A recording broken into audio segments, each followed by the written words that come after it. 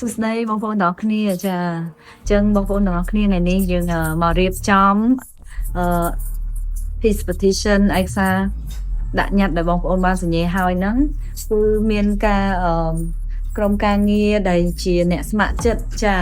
គាត់មកជួយក្រៅម៉ោងបងប្អូនចាគឺអ្នកស្ម័គ្រចិត្តមិនមែនបុគ្គលិកទេគឺគាត់ឆ្លៀតមកជួយសម្រួលការងារពីព្រោះមានច្រើន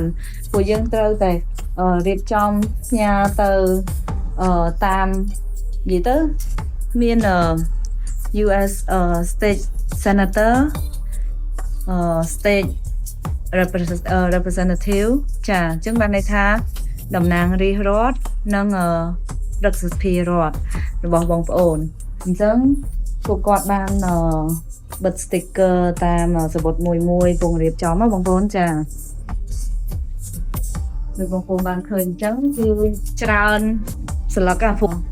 Naomi like ក្រុមការងារខាងយើងហ្នឹងគឺគាត់កំពុងតែ research ចាស្វែងរកតំណាងរាស្ត្រចាបាន representative តាម series តាម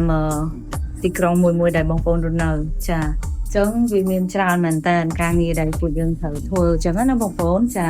គឺគាត់ត្រូវ research តាមមួយហើយមានច្រើនរដ្ឋចាដែលបងប្អូនបានផ្ញើមកហើយនៅមានបងប្អូនដែលធ្វើតាម online ទៀតបើខាងបង Randy នឹង print ចេញមកបន្ថែមចាអញ្ចឹងអរគុណច្រើនបងប្អូនដែល